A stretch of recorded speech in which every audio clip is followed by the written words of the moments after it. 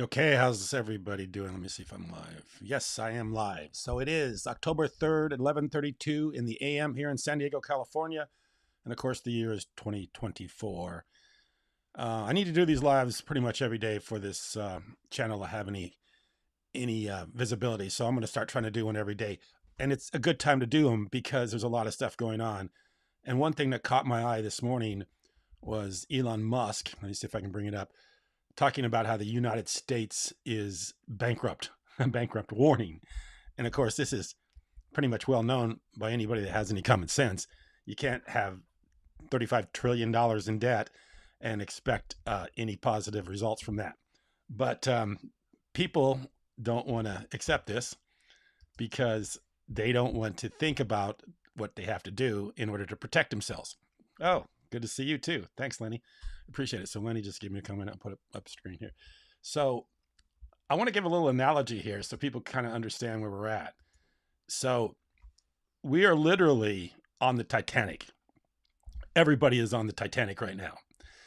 And we're speeding in the North Atlantic towards New York City, the ultimate destination of the Titanic, which never made it. So when you're comfortable on the Titanic, it's hard to get in that lifeboat. I mean, that ship is big. It's very luxurious. It's warm. You know, you feel very gotta get the hat on the right side here. You feel very comfortable on that boat, and you don't want to get off of it. You don't want to get into that lifeboat, because if you get in that lifeboat, it may be uncomfortable. You're out in a big ocean, and it's cold, and you don't really want to think about that. So you stay in that big ship, although that big ship is sinking. Well, that big ship is the economy, our currency, and basically our businesses and everything we own. That is all sinking. And you have to make a decision today or tomorrow or very soon whether you want to jump in that lifeboat or not. If you want to get in that lifeboat and save yourself, you better start thinking about alternative ways to get around what's going to happen, because we are crashing. People don't see it, but it's happening now. And the reason they don't see it is because it's happening in a way that we all feel very comfortable with it.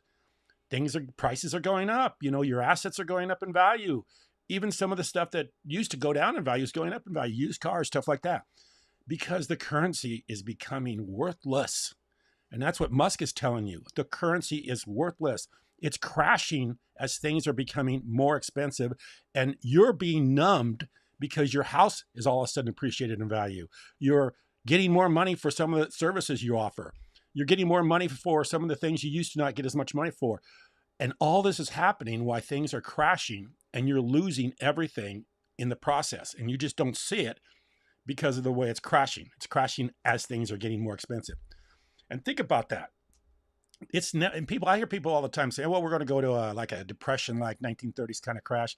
No, we're not.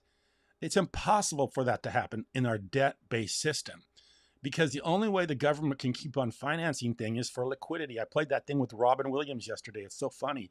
He talks about how the bankers are like junkies. We got to get some more money. We got to get some more liquidity. We need another 35 billion by next Tuesday. You're not going to have deflationary cycles in that kind of an environment. They're going to have to keep inflating things in order to keep ahead of this 35 trillion or whatever it is, $35 trillion worth of deficit that they have, 35 trillion. They're going to have to keep on inflating things. And in the meantime, you're going to sit there and feel real good about yourself because your house went up 35% or 25% or 10% or whatever it went up. You're going to feel real good about yourself because you used to be a plumber that made $50 an hour, and now you're going to make $100 an hour. In the meantime, that $100 an hour isn't going to pay for what it used to pay when you were making $50 an hour. So just get your mind around it. You got to get off the Titanic and get into a lifeboat. Now, to me, a lifeboat represents something like Bitcoin. Bitcoin's a lifeboat. You got to get in it. Michael Saylor got in it. Michael Saylor was a billionaire. He ran a business called MicroStrategies. He got out of MicroStrategies. He's not in, he basically got out of it. You know, he still owns a company, and the company still trades. But his idea now is, hey, I'm a Bitcoin bull. I'll put all my money and time into Bitcoin and forget about MicroStrategies, because that's a software company. And, software companies aren't that, they're not that profitable right now. You got artificial intelligence, you got all this stuff right now. It's going to be hard for me to compete. So he basically got out of his nice, cushy Titanic suite and got into the lifeboat, which is Bitcoin. And now all he does is basically looks like he makes Bitcoin videos. So you got to make that decision whether you want to stay on the Titanic and sink to the bottom of the Atlantic, or you want to get in a lifeboat and get out of this problem. I think there's a couple lifeboats. One lifeboat is Bitcoin, another lifeboat is gold. Now, I like gold and I like silver. I used to not like it, but I like it a little bit more now when I see all this stuff going on. I like this stuff, but to me, it's not as, you always got liability with gold and silver. You got to store it, you got to protect it. Someone could take it. It's not as transferable. It's got problems. To me, Bitcoin is much better, much better. And think about it. When did Bitcoin come about? Bitcoin came about in 2008, I think 2009, in the financial crisis, banking crisis. So what were we told in 2009 during the banking crisis? Too big to fail. We can't fail. It's too big to fail. They got that planted in our brain. Banking system can't fail. It's too big. Well, what do they say about the Titanic? The Titanic couldn't be sunk. Unsinkable ship. It would never go down. You couldn't sink the Titanic. It was unsinkable. Well, we're being told the same thing about our economy. We're being told the same thing about our currency.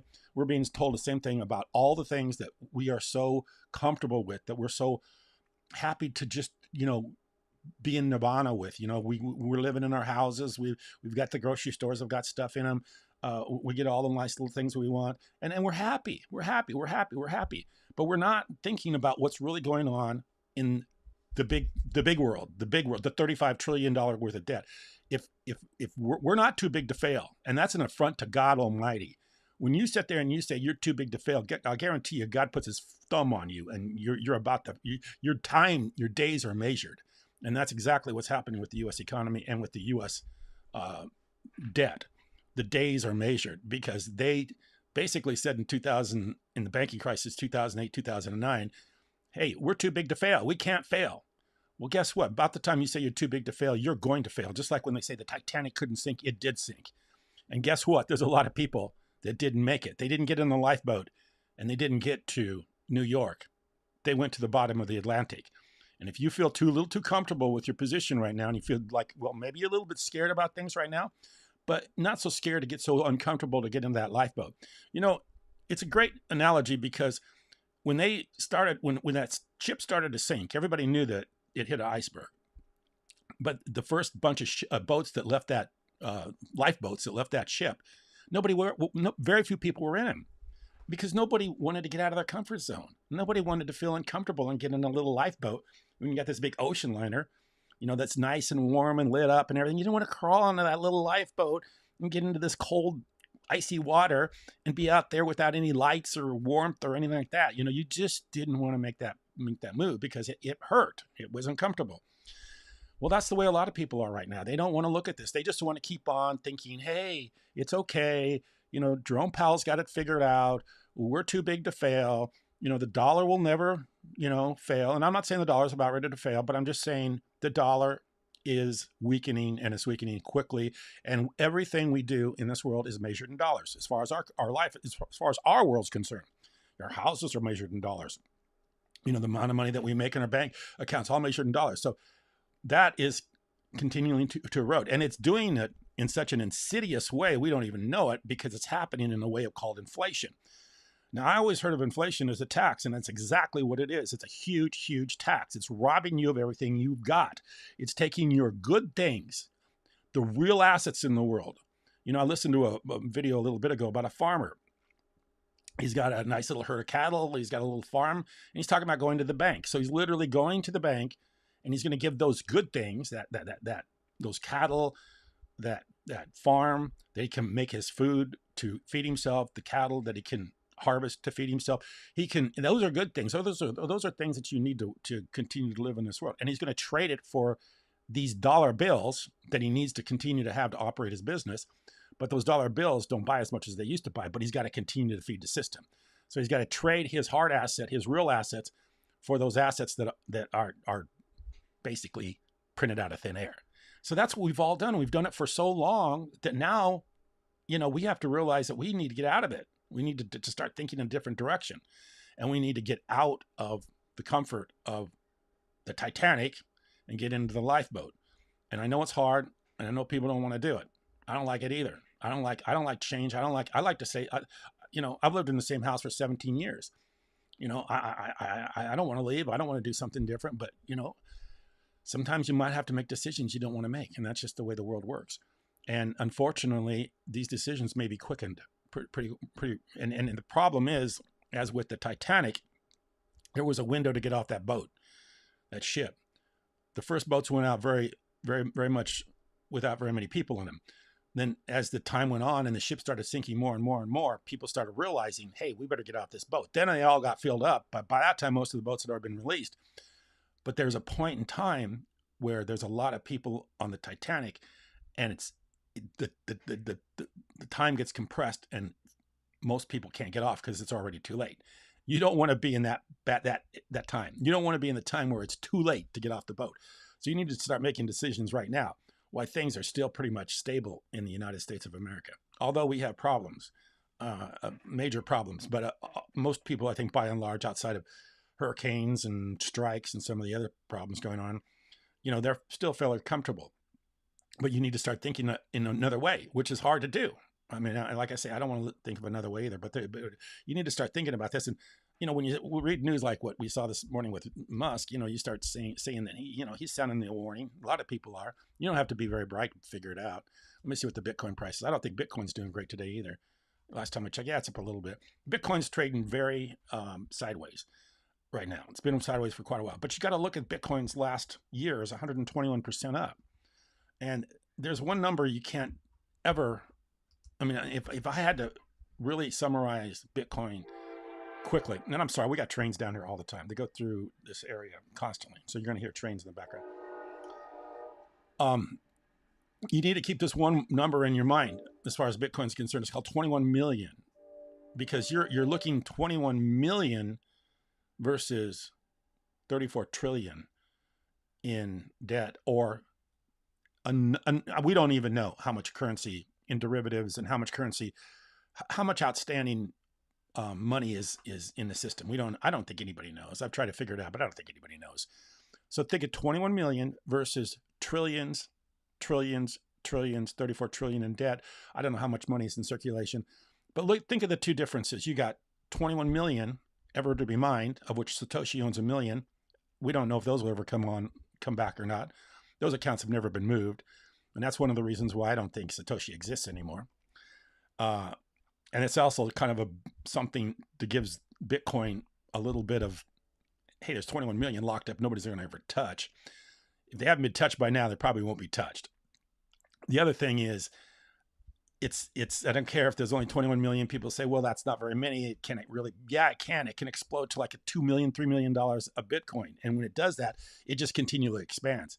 So it's expanding by being hard money versus the soft money, or the money that's being printed out of thin air. Everybody knows this. I'm not saying anything new to anybody. Everybody, if you're watching this channel, which there are a few people watching, thanks, I appreciate that. Although I'm not making a lot of videos recently, there are a few people watching. You know, this stuff I'm saying is true. It's not rocket science. It's not anything anybody has to figure out. In the early 1990s, before the internet and before some people started exposing this stuff, yeah, it was a little bit more difficult to figure out. I didn't understand it either. I had to read the book Creature from Jekyll Island by J. Edgar Griffin before I started getting it. But that was, over 30 years ago, and 35 years ago. And I've known this is going to happen for 35 years. That was clear back when I was a young man. Now I'm 64 years old. So, this is taking a lifetime for me to see happen. But I knew it was going to happen. It's inevitable. It's like iceberg. When the Titanic hit the iceberg, it was going to sink. It didn't matter, when, but it was going to sink. You just had to make your plans to get off of it. The people that got off of it, they made their way to New York. The people that didn't get off of it, you know what happened to them? They froze in a cold, icy North Atlantic Ocean, and the Titanic is rotting at the bottom of the sea. So, you got to make your decision. Do you want to end up at the bottom of the sea in a cold North Atlantic Ocean, or do you want to get on that really uncomfortable, mysterious, scary lifeboat that's out there floating around that you hope somebody picks you up? And they did get picked up, and they eventually made their way to New York, and they lived life and continued. So you got to make we're coming to crossroads pretty quickly. I grew up in a very stable country, very stable time in the United States of America. I grew up in the 60s. I was born in 1960, grew up in the 60s and 70s on a family farm out in western Nebraska. Life was pretty good. It wasn't bad at all. And I didn't have to worry about too much stuff, although I did worry about nuclear war. I remember being in middle school, elementary school, and they told us the Russians could nuke us any day. And I remember thinking to myself, man, I hope they don't nuke us today. I want to get through at least one more day before we get nuked by the Russians. But outside of that, it was a pretty comfortable life.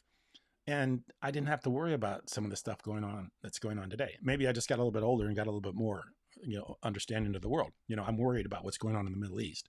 I'm worried about what's going on with the supply chain. I'm worried about inflation. I'm worried about all this stuff. And that's why I'm thinking about, hey, what do we need to do to get into the lifeboat? How do we get into that lifeboat? So all this stuff, we're protected from all this stuff. And that's what I'm saying. And that's why I still say Bitcoin, to me, has always been a safe haven. Hopefully it'll be a safe haven for a lot of people. And we can continue to exist and go on and do what we need to do without too much concern.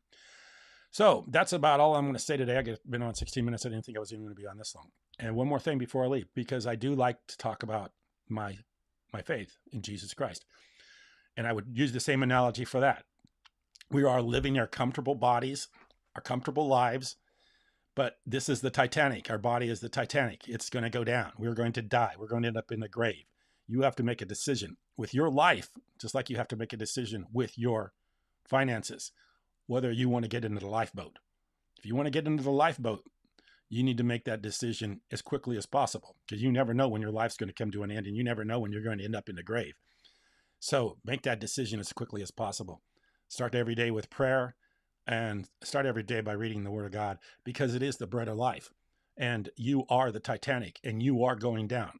I don't see anybody ever living for beyond 100 years. I mean, in the Bible, they lived a long time, but that was ancient times. Today, you look at a guy like Jimmy Carter. He's lived 100 years, but you can see that his life right now he doesn't have a lot of life left in him, if you see what he's left. So we're all going down. So take that decision, make that decision.